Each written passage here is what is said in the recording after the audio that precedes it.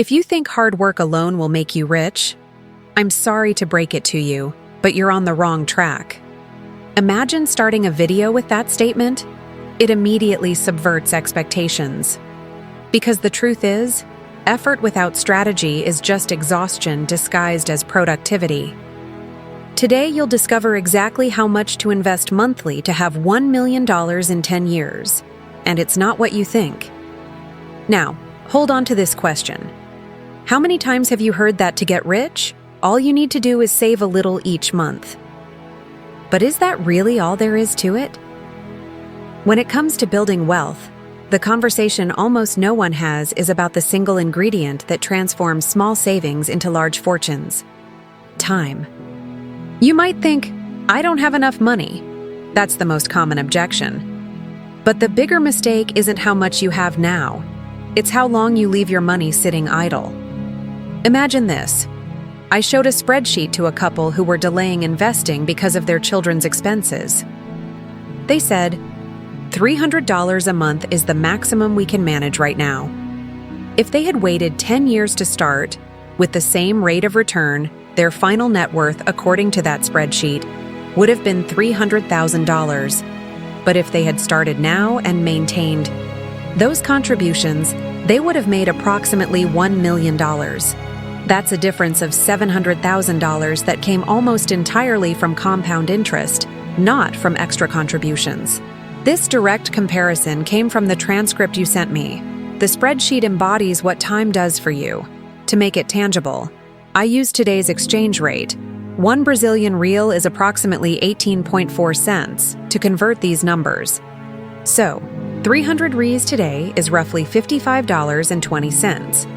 300,000 reais becomes about $55,200, and 1 million reais becomes approximately $184,000. I used the recent exchange rate for these conversions. Why does this work? Because compound interest is exponential, not linear. Every month, your earnings start earning on previous earnings. If you visualize the equation as a staircase, time is the incline that determines how many steps you climb on your own. In the example spreadsheet, changing only the time, for example, maintaining $1,000 per month for 240 months versus maintaining it for 360 months, the final result grows dramatically, many times more than simply tripling the contributions. This is also clear in the transcript. The exponential factor of time dominates the equation. If you're afraid of starting late, know that the real story of great fortunes reinforces this. Warren Buffett built the majority of his fortune well after he turned 65, living proof that staying in the game longer multiplies results in a surprising way. This statistic about Buffett is cited in recent financial reports and articles. Now, a real and true story that connects with this and might move you. Napoleon Hill, the author of Think and Grow Rich, experienced bankruptcies, accusations, and material losses in the first decades of his life.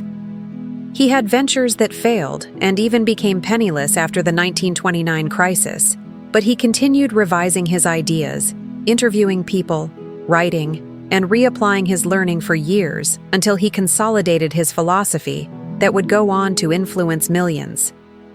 The human lesson here is powerful. Time plus persistence transformed the trajectory of someone who was once far below what we now consider success. I used biographies and historical records to anchor this narrative. How to apply this? Step by step, no fluff. Define a realistic time frame, 10, 20, or 30 years, and write it down. Time is what you can control. Take a simple spreadsheet, or the one you already have, and enter monthly contribution, expected or actual above inflation, annual return, and time frame. The transcript you sent me shows practical examples with different time frames.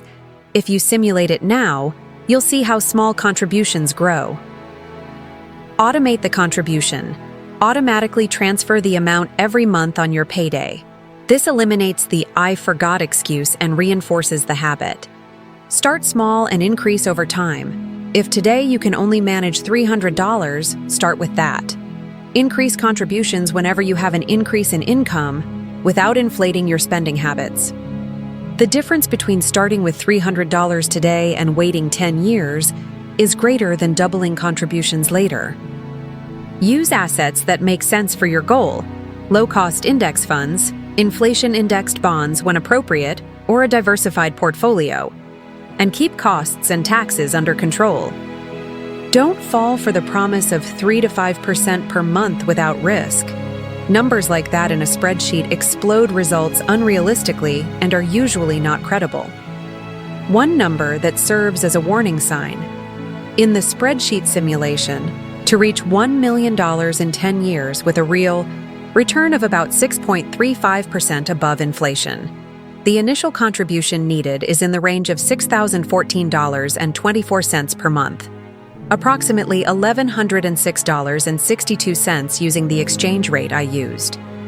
This shows why the time frame matters. 10 years requires high contributions. 20 or 30 years make the goal much more achievable with smaller monthly amounts. And it's not just about money. Financial security reduces stress and improves well-being. Research shows that income and financial security are associated with lower levels of psychological distress and a higher positive life evaluation. There are debates about to what extent increases bring marginal happiness, but the reduction of harm caused by poverty is clear. In other words, besides building wealth, you're buying peace of mind. A little reality check, pattern break. Stopping waiting for the right moment is an action that costs zero and yields time. Opening the spreadsheet, typing in $50, $100, or $300 today, and simulating 10, 20, 30 years takes 10 minutes. Those 10 minutes can save you decades of frustration. Practical challenge. Do it now. For 30 days, automate a minimum monthly debit of $300 into your investment account. You don't even need the perfect spreadsheet. Just start. Record how you feel on day 1, day 15, and day 30. If in 30 days you feel you can increase it, adjust. The goal of the challenge is not to get rich in a month. It's to train the muscle of consistency and see, through the spreadsheet, how time will work for you. Short summary before the cut: time beats excuses. While most people look for shortcuts, the practical rule that really works is simple. Start, automate, let time and compound interest do the rest. If you want, I can transform these examples into slides and a sequence of lines for your video, with the pauses, images, and cuts indicated, so the audience feels the impact of what I've just told you. Do you want me to do that now? When it comes to money, there's a silent enemy that few take seriously: inflation. It doesn't arrive suddenly, it doesn't ring your doorbell, it doesn't give you a warning, but year after year it erodes your purchasing power mercilessly. And the question I hear most is, what if inflation eats all my money? This fear is legitimate.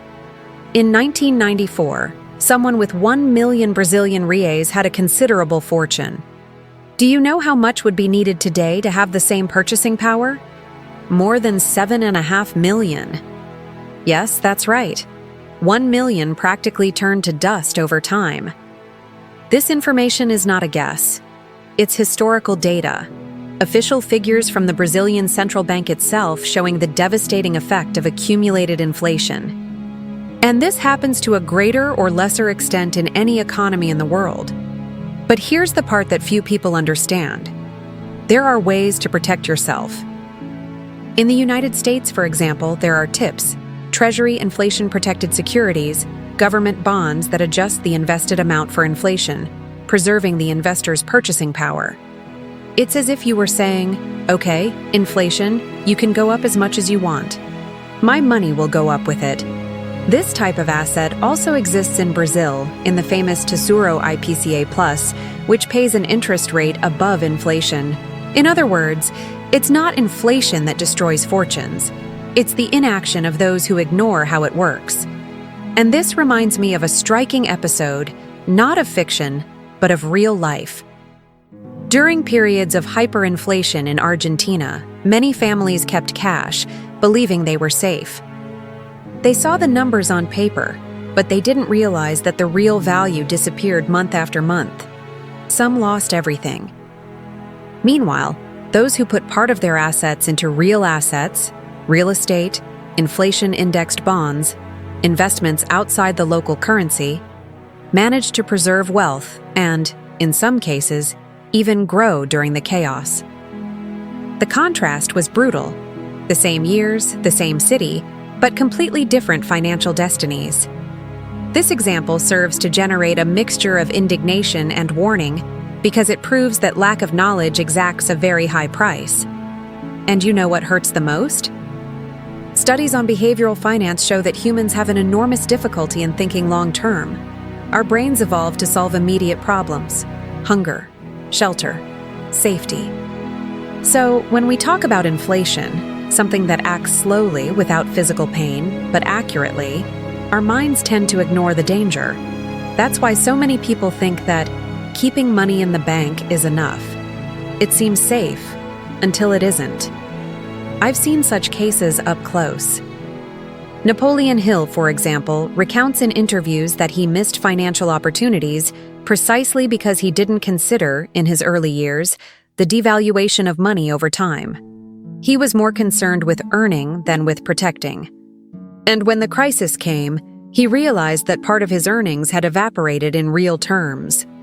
This generated deep frustration in him, because nobody likes to feel that they have worked for years to see the fruit of their effort wiped out by something that could have been foreseen. Now, bringing it to your reality, imagine that you work 20, 30 years, save that longed-for $1 million, and discover that it buys half of what it bought when you started. Isn't it discouraging? That's why, beyond simply investing intelligently is crucial. It's not enough to ask, how much does it yield, but rather, how much does it yield above inflation? That's the number that truly matters. And for those thinking, but what if I make a bad investment? Here's a thought-provoking question. Making mistakes is part of the process. The biggest mistake is doing nothing. Because while you hesitate, inflation keeps marching forward, cent by cent, month after month. A simple spreadsheet calculation, which incidentally was in the transcript we analyzed, clearly demonstrates this. With 6% annual inflation, your money loses half its purchasing power in about 12 years. Does that seem like a long time? Well, 12 years fly by when you're busy just saving and not investing. So yes, inflation is dangerous, but it only defeats those who don't understand it. Those who learn to manage it turn the enemy into an ally because they discover investments that not only keep pace with, but surpass this economic ghost. And that's the point. It's not inflation that dictates your financial destiny. It's how much you act to protect yourself from it. The calculation to determine how much to invest monthly to reach $1 million in 10 years usually surprises people because almost nobody stops to consider the real numbers. Most believe that simply saving a little each month will magically lead to success. But that's not how it works. Based on Treasury inflation-protected securities, TIPS data, and other financial simulations, to reach $1 million in 10 years, with a real return of about 7% annually, that is, after accounting for inflation, you would need to invest approximately $1,100 per year month. Is that a high amount? Yes. But that's precisely what the math shows when there isn't enough time for compound interest to work its magic. Now, if instead of 10 years you double the time frame to 20 years, the monthly amount drops to around $300. And if the horizon is 30 years, it falls even further, to just over $100 per month. This isn't guesswork. These are straightforward calculations based on the same compound interest formulas that anyone can simulate in a spreadsheet. The difference is that, as the time frame increases, the exponential effect of compound interest takes over, and that's what most people ignore. And here's a real story from Napoleon Hill that always catches my attention. At one point in his life, he entrusted a significant portion of his resources and efforts to a business partner who ultimately betrayed him, leaving him practically penniless. It was a harsh blow. But the most striking point wasn't the financial loss itself, but rather the realization of how much time had been wasted without a solid plan for protection and growth. This lesson stayed with him forever and is reflected in the pages of Think and Grow Rich. Lost time doesn't come back, and every year without investing is a year in which compound interest could have been building something for you. This story evokes indignation because it's easy to imagine the frustration of seeing years of effort evaporate, but it also brings relief. Those who learn the lesson early don't need to repeat it in the future. Returning to the numbers, this is why seeing the calculations on a screen, month by month, completely changes how people view money. When someone realizes that to achieve the same goal in less time, contributions need to be multiplied, the game changes. And it's not just about getting rich, it's about making the right choices. Want to live comfortably at 50? Then you might need to start at 20. Want financial freedom before 40? Then you'll have to invest more aggressively and accept a smaller margin for error. Research in behavioral finance shows that when people have clear financial goals and visualize concrete results, they save and invest more consistently. Clarity reduces anxiety and increases discipline. It's as if the brain, upon seeing the projection, says, "Okay, now it makes sense to sacrifice today to reap the rewards tomorrow." And here's a practical exercise. Open a simple spreadsheet and simulate 3 scenarios: 10, 20, and 30 years. Use the same rate of return in all of them, something realistic, like 7% per year above inflation. Observe how the necessary monthly amount plummets as you give your money more time to grow. This experience in itself causes many people to abandon the idea of waiting for the right time and start immediately, even if it's with a small amount. Because the truth is this: either you control time in your favor, or time becomes the biggest cost of your financial life. And that's a price no one should pay. There comes a point where people begin to realize that money, by itself, solves nothing if the mindset doesn't keep pace. You've probably seen someone earn a lot and lose it all in a short time, haven't you? The problem rarely lies in how much a person earns, but rather in what they do with what they earn. What separates those who get rich from those who fail is not luck or extraordinary intelligence. It's their way of thinking and their consistent decisions over the years. And here's the most painful part. Most people give up too soon. They start an investment, see that the result in the first few months is small, and conclude that it's not worth it. They want quick, almost instant returns, as if getting rich were a 100-meter sprint. But building wealth is a marathon, and there are no shortcuts. Studies from Harvard University show that people with clear financial goals that are regularly reviewed are up to 10 times more likely to achieve financial independence than those who simply hope it works out. This is because defined goals change behavior. Those who know where they want to go make different decisions day to day. It's not just theory, it's real statistics. And there are striking examples on both sides. Mike Tyson, for example, earned more than $300 million in his career and lost it all. Why? Because he never developed the financial mindset necessary to preserve and multiply what he had. Uncontrolled spending, bad influences, and zero planning led to his bankruptcy.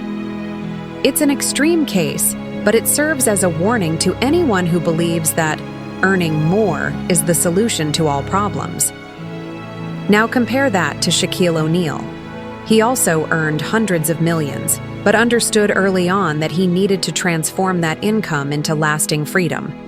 He studied, sought advice, invested in real estate and businesses, and diversified his wealth. Today, not only has he kept what he earned, but has multiplied it over the years. The money was a consequence of a long-term mindset. And don't think this only applies to millionaire athletes. How many people do you know who earn well but are always in debt? And how many others with lower incomes manage to save, invest, and achieve a comfortable life? What separates these two groups is not their salary, but their habits, discipline, and clarity of purpose. Napoleon Hill, in his research with some of the wealthiest men in the world at the time, noticed a pattern. They all had very well-defined goals and cultivated an almost stubborn persistence. He himself, during times of extreme difficulty, when he didn't even have the resources to pay his bills, used the daily visualization of his goals to keep his mind focused. This simple habit not only kept his motivation alive, but helped him transform ideas into books that impacted millions. The emotion here is one of inspiration, because it shows that mental discipline can change entire destinies. The big question is, are you behaving like someone who wants to get rich or like someone who's waiting for a lucky break? Because if your mindset doesn't change, even an increase in income will only magnify your mistakes. Now, if you start thinking and acting like an investor, even with little money, growth becomes a matter of time. And perhaps this is the biggest point of all. Wealth is not an event, it's a process. And the process begins in your mind long before it shows up in your bank account. Time is your greatest ally, but it only works if you act now. Every day you wait is a day that compound interest could be working for you, and it waits for no one. If this resonated with you, follow the page and keep watching. Because the next video is already on the screen, and in it you'll take another step towards becoming 1% better than you are now. Thank you for being here with me, and I'll see you in the next one.